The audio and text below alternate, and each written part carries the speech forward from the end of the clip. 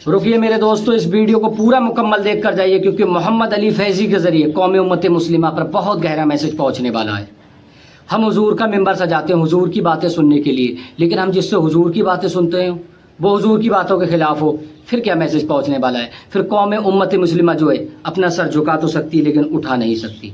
अगर ये वीडियो ठीक है तो कमेंट में अपनी राय देकर जाए कि मोहम्मद अली फैजी के साथ क्या होना चाहिए, और अगर ये वीडियो गलत है तो इस वीडियो को मुकाम तक पहुँचाएँ। आइए वीडियो को मुकम्मल देखते हैं। तो सिद्धार्थनगर से बड़ी खबर, जहां पर मशहूर नात खां मोहम्मद अली फैजी ने अपनी बीवी को तलाक दे दिया है और बताया जा रहा है कि कई महिलाओं से इन्होंने अपना संबंध बना रखा है।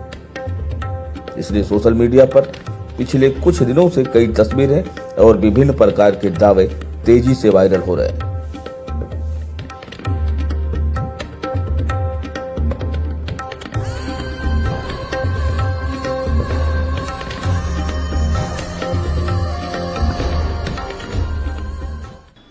जानकारी के अनुसार मोहम्मद अली फैजी ने अपनी पहली पत्नी, जो कि 3 बच्चों की मां है, उसे कथित तौर पर एक तरफा तलाक देकर बेसहारा छोड़ दिया है।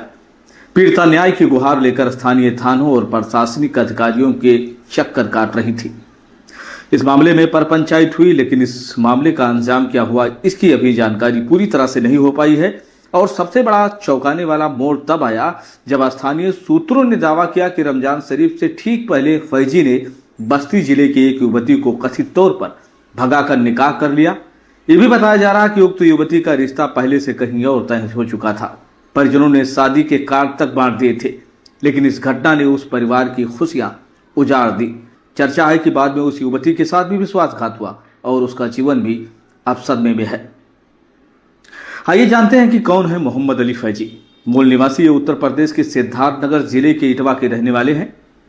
पेशा इनका नात खां और शायर है। सोशल मीडिया और मुशायरों में इनका बड़ा नाम है। दावा बनाम हकीकत, मंचों से मजहबी और सामाजिक सुधार की बातें, मगर निजी जिंदगी विवादों के घेरे में है।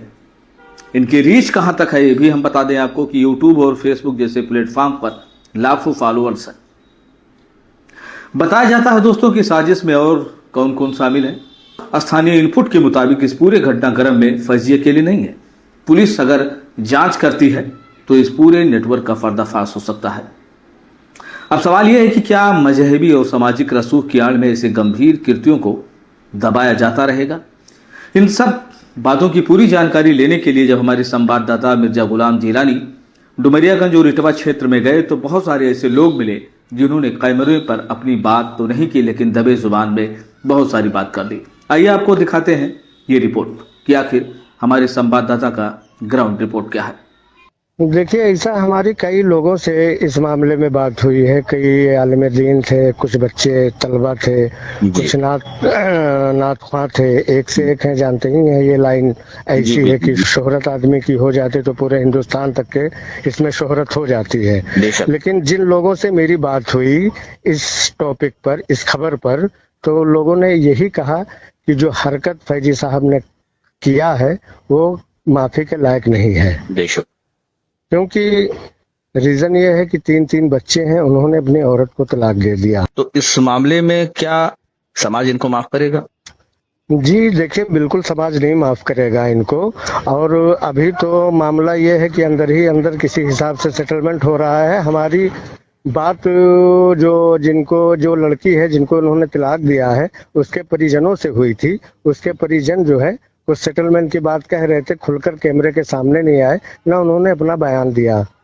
दिल में दर्द उनको भी है, गम के वो भी मारे हैं। देखिए, कई महिलाओं की जिंदगी बर्बाद हुई है ना। कई फोटो हमारे पास पहले से वायरल होके आए थे, अभी नए कुछ फोटोज आए हैं।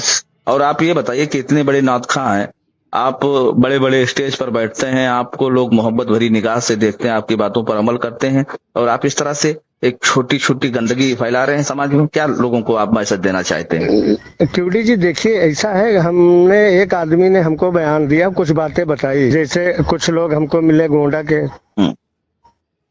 बच्चे थे, नात ख्वां थे, कुछ डुमरियागंज साइड के मिले, कुछ सादुल्लाह नगर के हैं।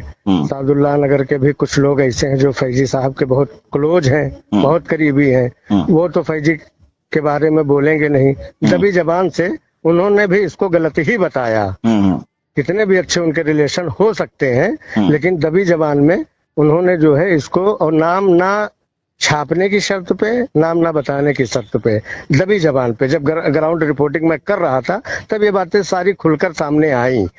अब ये जो है पूरा पर्दा जो है 2-4 दिन में लोग खुलकर आएंगे। देखिए, कानून किसी के लिए भी हो, कानून से ऊपर कोई नहीं है, कानून संविधान सर्वोपरि है। नहीं, सुनने में भी आया था, मेरी बात सुने, सुनने में भी आया था कि मेरा सब सेटलमेंट हो गया, कोई दिक्कत नहीं है, वो जो फोटो वायरल हो रहे हैं पुराने हैं, तो क्या पुराने हो गए तो आपको माफ कर दिया जाए? क्या कानून खत्म हो गया?